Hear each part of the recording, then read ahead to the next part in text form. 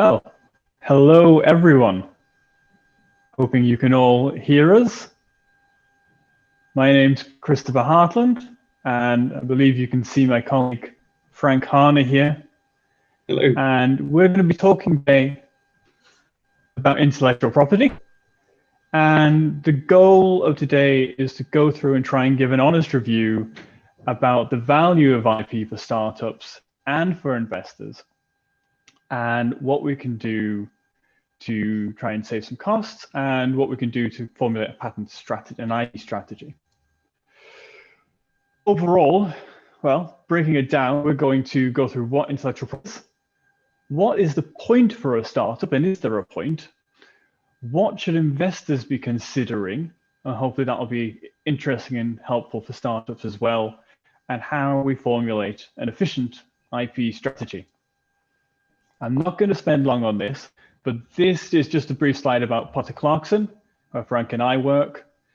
We are based in London, Nottingham, Stockholm, Lund, Copenhagen, and Aarhus. So spread about a bit.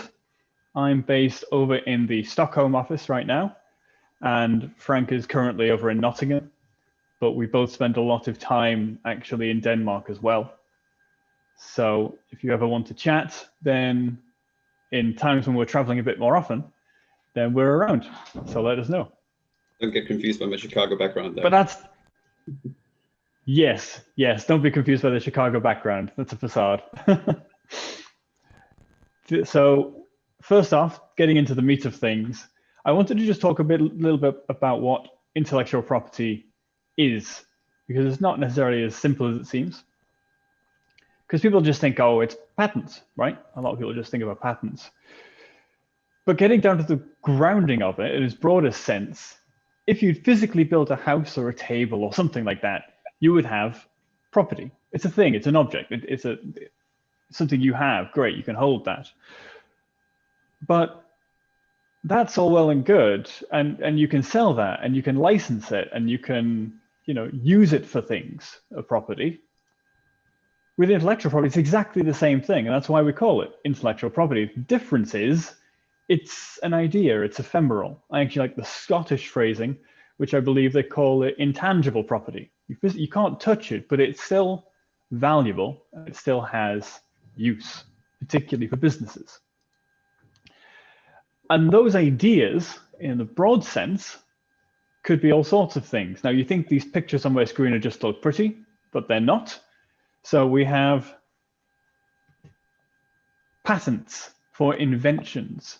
This is what we're talking about when we come to patents. I was having a conversation this morning in the conference. We got into, in America, they call them invention patents. But in Europe, we tend to just refer to them as patents. We have books. This is not only books, but music and all sorts of things are protected by copyright and the type of intellectual property. Here is my incomplete design, having not started drawing anything, but we have design protection for the look of your products. And that's different to the function that the inventions protect, but the designs help to protect the look of what you've done. And many people's, their phones and everything, people buy these because of the way they look many times. We have trademarks. This is what you're trading under. This is the mark that you trade under. We're very creative people. We come up with great names. But it's your branding. And this is the reason people come back to you. That in itself is very, very valuable.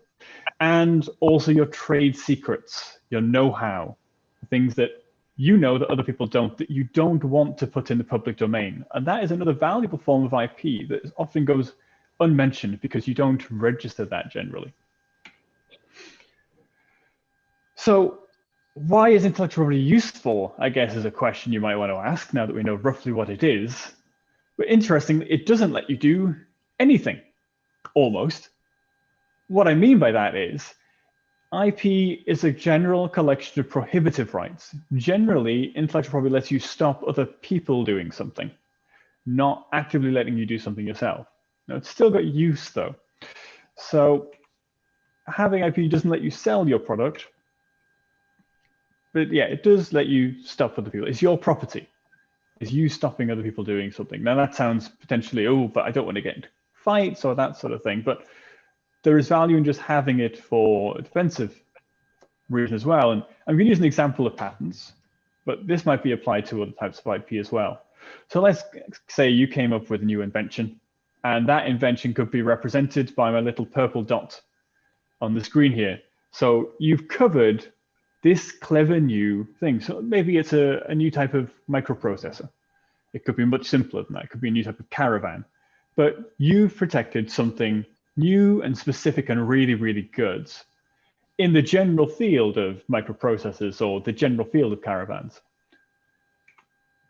However, if your competitors or one of your competitors themselves has a patent for the general sort of microprocessor you're working on, you've improved it, you've made it really good, but they have a patent for the general one, they in theory can stop you from selling your product because they have this broad protection, this orange circle, which is kind of encompassing yours. But your way is particularly good. It improves on what's done, and they want to do things your way. They just didn't realize that they could do it this way and that things would be this much better. Now, if you've gone through, for example, the process of registering your intellectual property, this gives you a tool that you can use. You can say, well, I have a patent for this, so you can't do this in the best way. I can't do it in general at the minute because of your patent. So how about we have some negotiations, have a conversation, and maybe then we're going to cross-license those two patents. So both of us can work this in the improved way, but none of the other competitors on the market can. There is an idea. Maybe you want to sell up to that big company as well. Maybe that's a really useful thing for your exit strategy. If you're blocking a potential buyer and they go, okay, we'll buy you out. So if you hadn't registered your IP in that case, you would have been in a very different situation. And that's not to say it's always the right thing to do to register, but there's just an example of what I mean by prohibitive.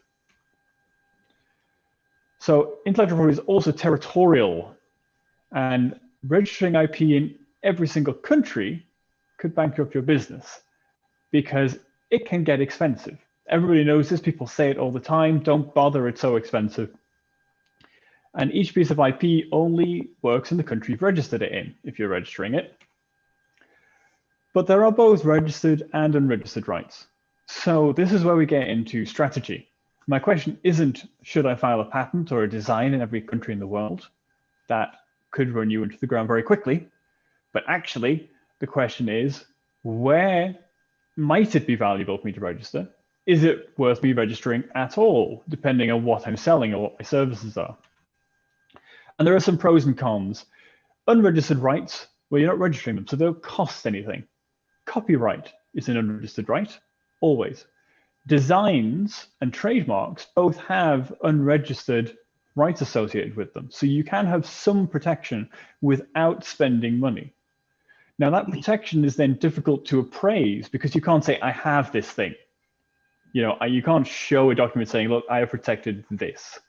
You can say, here's my product, but it makes it more difficult to appraise. It also makes it more difficult to enforce because very regularly you have to show that somebody's copied you if you have unregistered rights. Not for all of them, but it's one of the challenges and one of the things you have to keep in mind. On the other hand, registered rights costs your business money. That is a negative thing. We don't want to spend money necessarily, but registered rights help you with asset appraisal because you can show I have this product, but this product has 6 patents associated with it and 2 designs.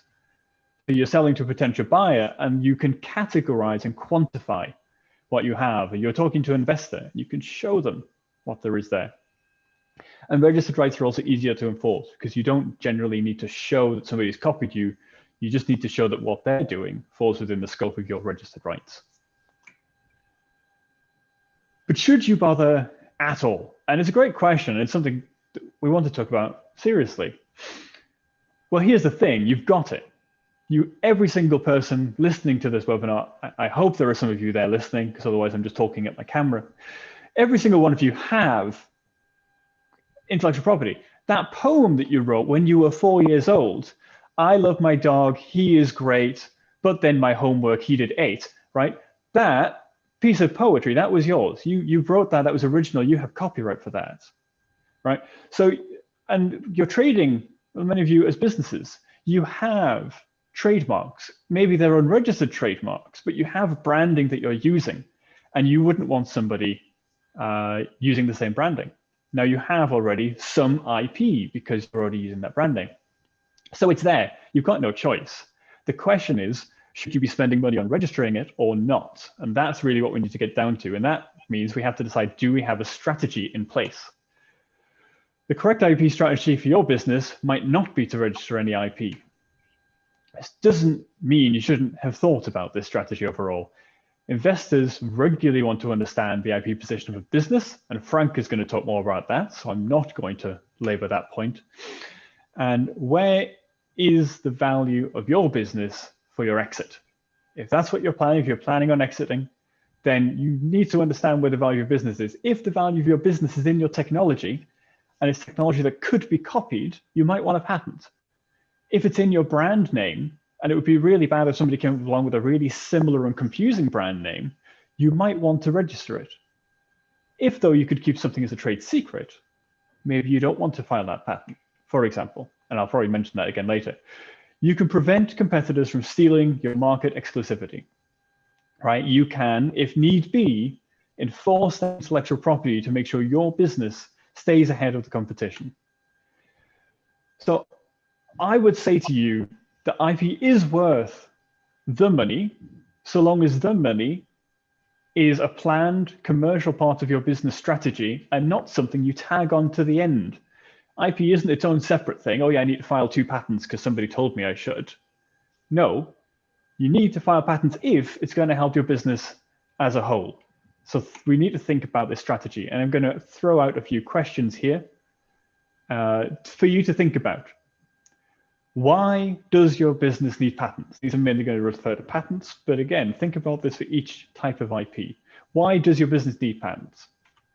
Can you keep that idea as a trade secret? Coca-Cola, they never disclosed their recipe, right? Why should they? They don't. It's very hard to reverse engineer their recipe.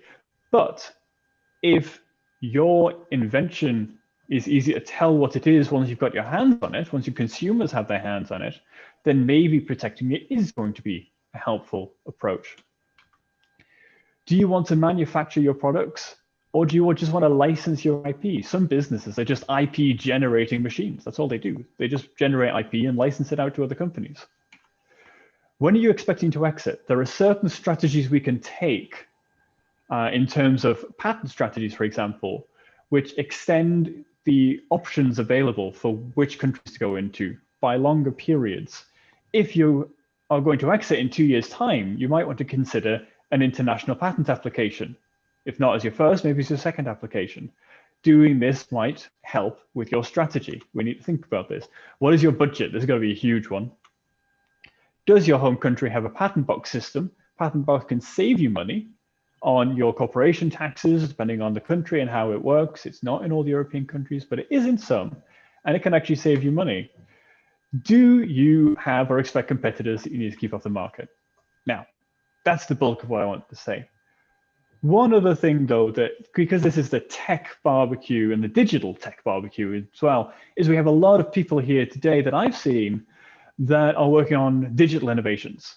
Now, software is a very tricky area, and it's worth a 3-hour lecture. Unfortunately, we have 3 hours.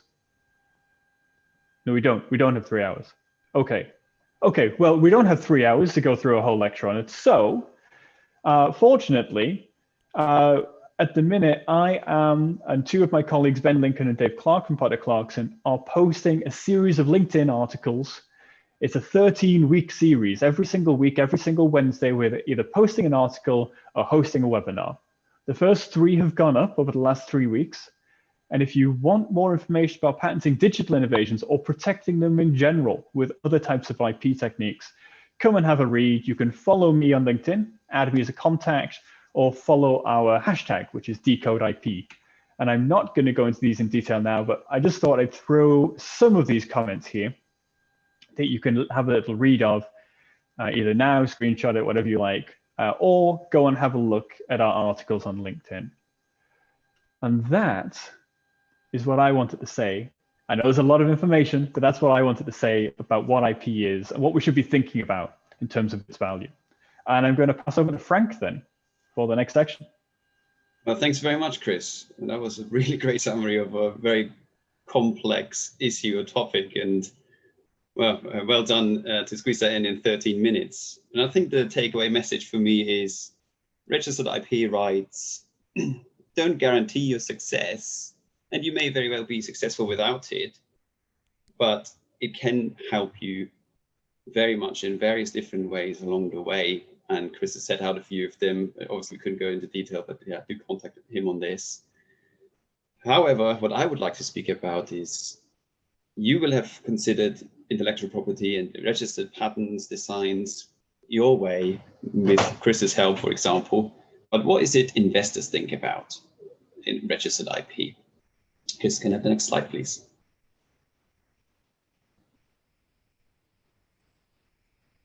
You'll be aware of this. Investing is obviously a very high risk business with a potential for really high returns, but also a very high risk of significant losses.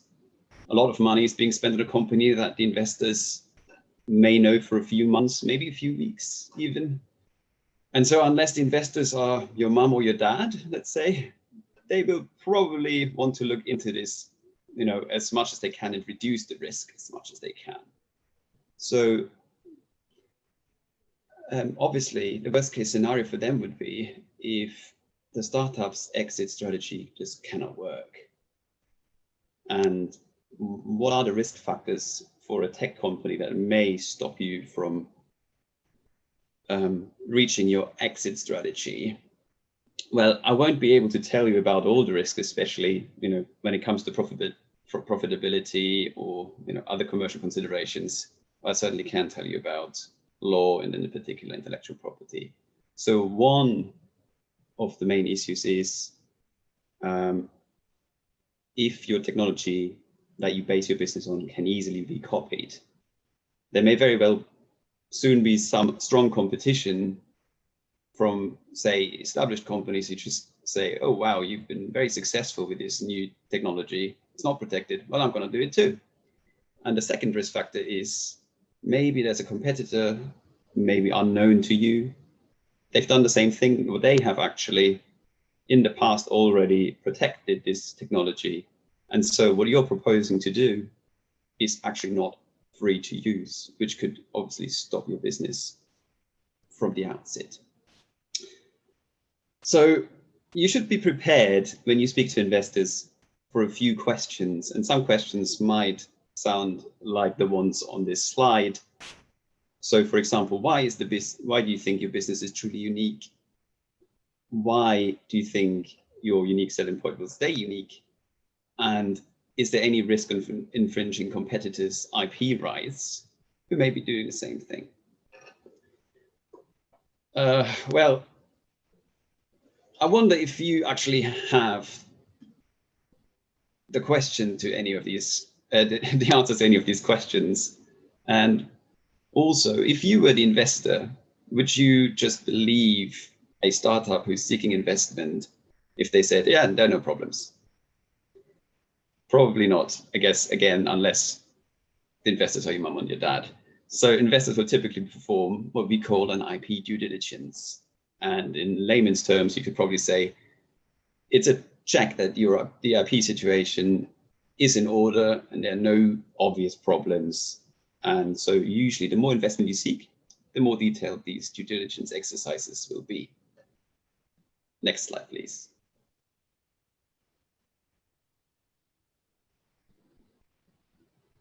Oh, okay. Right. So how do you best prepare for these due diligence exercises? Is probably the questions, hopefully helpful. So there are two main things you might want to prepare for. One is a check of your IP strategy and if that's sound. So investors, as I just said, will typically ask you how you have made sure that your business idea is protected. And as Chris just told us, you don't necessarily need to have, registered IP rights on file, but you should be able to show that you have thought about registering stuff or what it is you have, or maybe that you have enough know-how that is not easily copied, just to show you're aware of it. A second point, and this is, you should make sure that you keep any valuable technology to yourselves and keep them confidential. So the way that we do that typically is we recommend that you sign non-disclosure agreements with any third party that you talk to outside of your company. And the third thing, although we just said you don't need to do it, but it's certainly helpful to have some at least provisional filings that you can then show to the investors. And I will get into this in a little more detail in a moment. I also said it should have a clean chain of title, but we won't have time for this today. I just wanted to say, it means you need to make sure that if you're developing a new technology that is part of your business proposal with an outside consultant or anyone else outside your company, you just need to make sure that the intellectual property in that new idea, that new technology, will belong to you after you finish working with them. Right. Anyway, so this is for the IP strategy.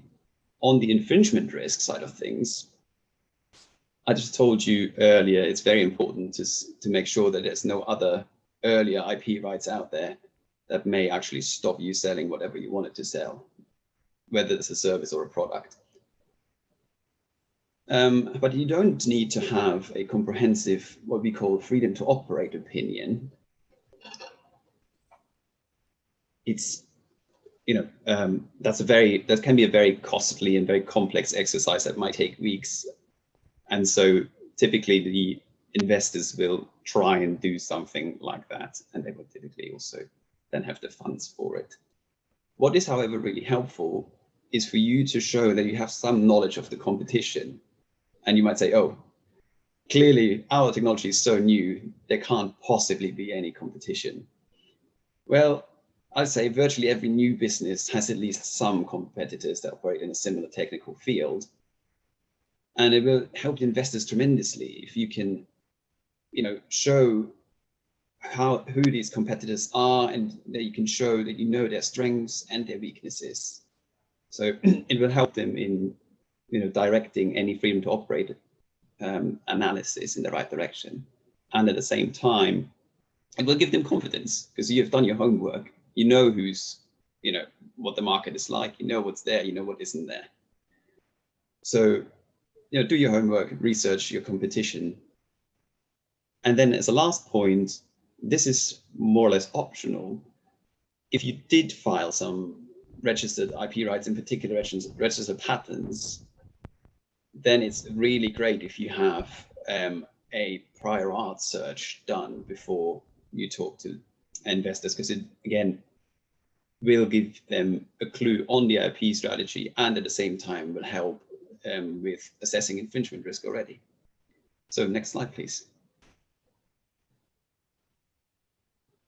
So I'm really aware, contrary to Chris, I just told you, yes, you don't necessarily need to have registered IP rights, but do it anyway. And I think this, if you seek investment, that's probably a good bit of advice. Do it, but maybe you can do it at a reduced cost. So I don't know, maybe some of you have not looked into it, and what actually are the costs involved with registering IP rights. So this may or may not be surprising to you, but filing a patent application with help from a patent attorney, so the full package, is usually around 4,000 to 8,000 euros. That can vary significantly. It's linked to complexity, and let's face it, probably also the type of car the patent attorney wants to drive. So for design registrations, they're a fair lot cheaper, but they also don't cover quite as much as Chris tried to quickly explain to you. They're typically around 1,500 euros, but can be more as well. So these are quite large costs that you obviously have to fit in with everything else that you need to pay for in the first years of your business, which everybody understands is not the best prospect. So how do you manage to reduce these costs? Well, you need to reduce them in the same way that you would reduce, I guess, costs on real tangible property, house improvements. You do DIY, do it yourself. but don't do everything yourself. Next slide, please. So our suggestion, or my suggestion personally, is don't use us expensive attorneys for absolutely everything you don't need to. Only use us for what we're really good at and that you can't do yourself, at least in the first place. And so what you can do is you can write up your own description. Nobody knows your invention or your technology as well as you do. And so there's no real point in asking for a first provisional draft, a patent attorney to write it up. You can write and explain your technology very well on your own, and then ask your patent attorney to write those pesky claims, which are really difficult, and I really do not recommend you do that yourself. It always goes wrong. So do the main legwork yourself, and then ask a patent attorney to bring the expertise and also file the application, because there are a few pitfalls that you really want to avoid. Secondly, when you write your description, you can always have some sketches. They don't need to be nice. They can be colorful. They can have photos. It can be anything that is easy to comprehend for people. And you just add some comments. You can scribble on them, almost like a comic book, for as long as people understand it. If you're in software, maybe use flowcharts. Flowcharts make things a lot easier to understand as well. Anything you can think of that would help describe invention, you can use, and then ask your patent attorney to add some claims at the end. If you're looking about registered designs and you're probably producing a product, then you will have some CAD drawings, and you will be able to basically provide the drawings yourself. Don't ask your patent attorney to do that. Ask your patent attorney what they should look like and give them to him, or them, sorry, him or her. And you will save a lot of cost. Another interesting idea is to just include several ideas in one application, so that you can, you don't have to file a new application for every single small bit of every single small improvement. Sorry. And if you do file a patent application, do ask for a search from the patent office. They're great value. You won't get them any cheaper anywhere else, and they will be really useful later on in talks with investors. We get asked that question, or when we're on the investor side, we're often asked the question, do you have any searches done already? And if they do, that's a great start. That already gives us a lot of confidence. And this also all of this comes with a big warning though. This strategy typically allows you to start the registration process and get your ducks in a row for investment talks. But you really want to try and get those funds within the first 12 months, because the costs will rack up after that, no matter what you do. So you want to try and secure investment before you have to turn your provisional IP into a comprehensive IP portfolio that will definitely later help you tremendously achieve your exit strategy. And yeah, so be quick. Once you get that clock ticking, you should be trying to speak to investors, and you can do it after on the first day after registering things. Right, unfortunately, I'm coming to the end of our time slot. We want to have some time for our questions, but I do hope this very brief summary was at least a little bit helpful to you. And of course, we're more than happy to take questions now and later on. So do contact us on Brella if we can't answer your question now. So I'll try and look at the Brella chat to see if there are any questions. Yeah, we have about 3 minutes, so maybe fit 1 or 2 in, and then, as Frank says, contact us. Okay. Yeah. So here's one question. I think I'm going to pass it over to Chris. Can you protect algorithms/software systems, Chris? Sorry, can we protect something or software systems? Algorithms.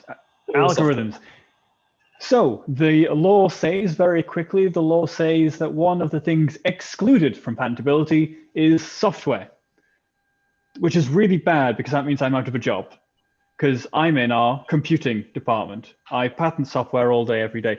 Now, the reason the law says that is because there is also 2 words at the end of that bit of law that generally says as such. And those as such words basically mean you can't patent software that's just doing what computers do, like processing numbers. A new calculator you might struggle to patent. But if you patent something which improves the security of the data that you're processing, that improves the efficiency with which your computer runs, or that controls an external device particularly well, so that external device works even better. Just because that's implemented on software isn't a problem. So there are certain key things that will help you tell whether software can be patentable or not. It does vary, and it is worth having a conversation on a case-by-case basis. And that 13-week series of LinkedIn posts that I mentioned, we actually delved into that a little bit in our most recent one, just Chris, this Wednesday gone yesterday. I'm just wary we've got only 1 minute left and there's another question. So short answer is that's yes. Me done. That's me done. Yeah. Amy asked, how should I decide in which jurisdiction to file a patent? I'm going to answer that real quick. Typically, file in the country, in your own country first. That will be typically one of the cheapest options. And then you have, within the 12 months, you can decide if you want to get any further than this. So you've got the 12 months for that as well. But this is also one of the reasons why it gets very expensive after 12 months. Here's another one. How big a change to a machine will need a new IP? They don't need to be most inventions are very incremental. So, you know, you get a slight change to the diameter of an exhaust pipe, for example, and that can make all the difference in the world. So generally, I know engineers always think everything's obvious, but don't think things are obvious. They can have a very big impact. Wow, and I think that very much the same thing as academics. Really, and we're done. Yep. Yeah, I think we managed to cover the questions, and we're just within our time frame. Well, thank you very much for listening. I hope you enjoyed it. I hope it was helpful to you. Thanks very much, Chris. Thank you, Frank, and thank you, Ruth, for listening. Get in touch if you've got any questions, and we hope to see you at the real TechBBQ next year in real life. Absolutely. Can't wait.